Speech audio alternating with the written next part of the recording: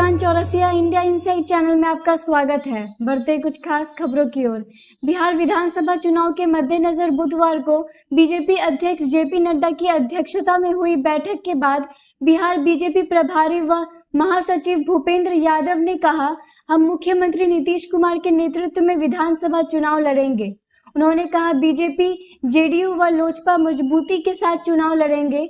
जीतन राम मांझी भी साथ रहेंगे। हम 3/4 बहुमत से फिर से सरकार बनाएंगे। आरजेडी ने पहली कैबिनेट बैठक में 10 लाख नौकरियां देने के वादे पर ट्वीट किया है। वो मूर्ख कुएं के नकारात्मक मेढक हैं जो कहते हैं कि 10 लाख नौकरियां देना संभव नहीं। यहाँ तो पूरा खाका तैयार है। पार्टी ने कहा, एनडीए ने 15 साल में सिद्ध कर दिया कि उनके बस का झूठ बोलने के अलावा कुछ नहीं।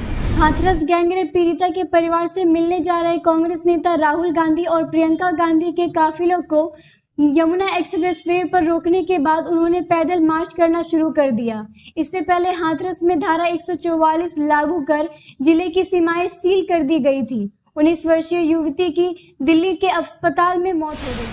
सरकार ने ड्राइविंग लाइसेंस, आरसी जैसे वाहन दस्तावेजों की हार्ड कॉपी साथ रखने की अनिवार्यता 1 अक्टूबर से खत्म करते हुए फोन पर डिजी लॉकर या एम परिवहन प्लेटफॉर्म के जरिए पेश ई दस्तावेज स्वीकार करने को कहा है। वहीं ड्राइवर सिर्फ रूट नेविगेशन के लिए स्मार्टफोन का इस्तेमाल कर सकते हैं, लेकिन यह सुनिश्चित करना होगा कि उनका ध्यान इससे न भटके। अभिनेत्री पायल घोष के कथित यौन पीड़िता मामले में फिल्म मेकर अनुराग कश्यप गुरुवार को पूछताछ के लिए मुंबई के वर्सोवा पुलिस स्टेशन पहुंचे। दरअसल पायल ने अनुराग के खिलाफ रेप, गलत हरकत और महिला से अमर्यादित आचरण को लेकर एफआईआर दर्ज कराई थी। पुलिस द्वारा अनुराग को समन भेजने पर पायल ने कहा, उम्मीद करती हूं न्याय मिलेगा। यूपी में गैंगरेप के मामलों पर बीएसपी प्रमुख मायावती ने कहा कि केंद्र सरकार मुख्यमंत्री योगी आदित्यनाथ को गोरखपुर मठ में बैठा दे, या यदि वह भी अच्छा नहीं लगे तो अयोध्या में राम मंदिर का निर्माण हो रहा है, बीजेपी यह काम उनको सौंप दे।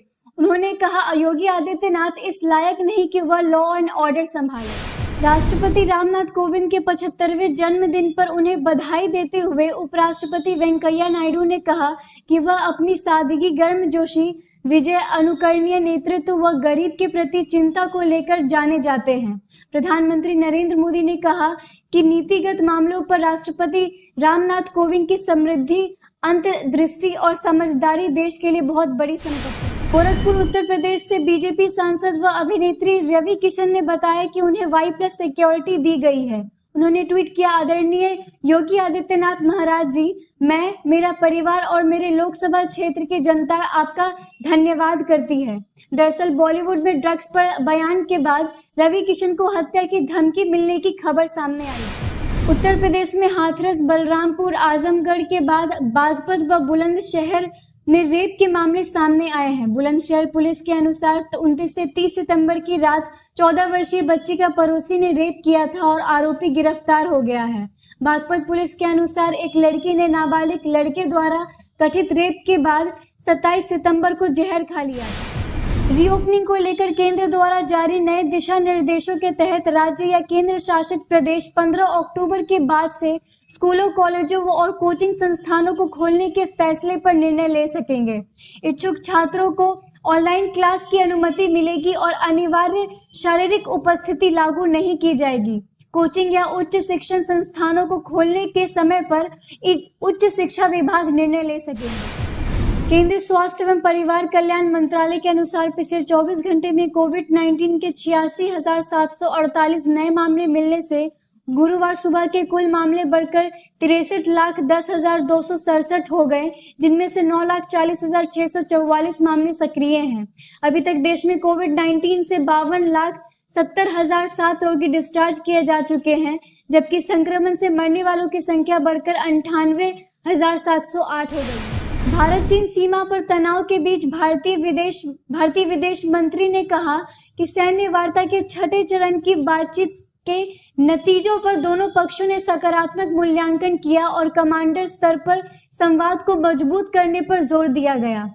मंत्रालय के मुताबिक दोनों पक्षों ने माना कि विदेश मंत्रियों के बीच हुए समझौते को ईमानदारी से लागू किया जाना चाहिए। सरकार द्वारा 25% की कटौती के बाद भारत में प्राकृतिक गैस के दाम बुधवार को रिकॉर्ड निचले स्तर पर पहुंच गया।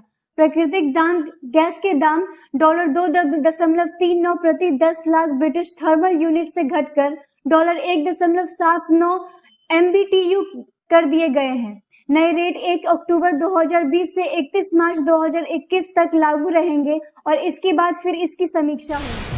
फ्रांसीसी स्पेस एजेंसी CNIS ने बुधवार को कहा, अंतरिक्ष खोज क्षेत्र में फ्रांस शुक्र ग्रह से संबंधित इसरो के मिशन में शामिल होगा, जिसका 2025 में प्रक्षेपण निर्धारित है। CNIS के मुताबिक यह पहली बार है जब भारतीय अन्वेषण मिशन में किसी फ्रांसीसी उपकरण का इस्तेमाल होगा। CNIS के मुताबिक वह मिशन में योगदान की तैयारी और समन्वय करेगा। रीओपनिंग की नई गाइडलाइन के तहत राज्य और केंद्र शासित प्रदेश की सरकारें 15 अक्टूबर के बाद कंटेनमेंट जोन के बाहर 100 से अधिक लोगों वाली सामाजिक, एकेडमिक, खेल, मनोरंजन, सांस्कृतिक, धार्मिक, राजनीतिक सभाओं की अनुमति दे सकती है। बंद संस्थानों में हॉल की क्षमता के 50% लोग आ सकते हैं। मास्क पहनना और सोशल डिस्टेंसिंग रखना अनिवार्य है। सरकार ने बुधवार को रीओपनिंग के लिए गाइडलाइंस जारी कर दी। सरकार ने कहा कि 15 अक्टूबर से 50% तक बैठने की क्षमता के साथ कंटेनमेंट जोन से बाहर वाले सिनेमा हॉल, थिएटर, मल्टीप्लेक्स खोलने की इजाजत होगी। इसके अलावा खिलाड़ियों की ट्रेनिंग के लिए स्विमिंग पूल और मनोरंजन पार्क भी 15 अक्टूबर से खुलेंगे। इस संबंध में SOP जारी किया जाएगा। भारत ने बुधवार को 400 किलोमीटर से भी अधिक दूरी के लक्ष्य पर निशाना साधने वाली सुपरसोनिक क्रूज मिसाइल ब्रह्मोस के विस्तारित रेंज का सफल परीक्षण किया। ब्रह्मोस के इस विस्तारित रेंज मिसाइल के नए स्वदेशी बूस्टर और एयरफ्रेम से लैस किया गया है।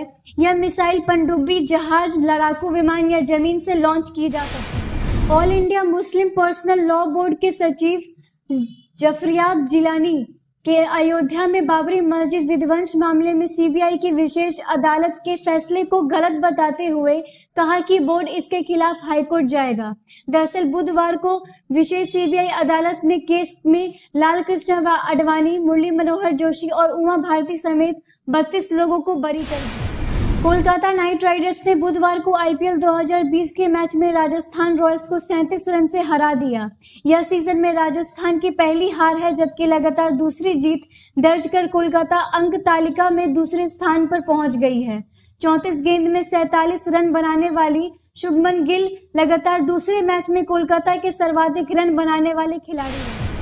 आज भारतीय शेयर बाजार में बढ़त दर्ज की गई। सेंसेक्स 629, वही निफ्टी 169 अंक की बढ़त के साथ हुआ।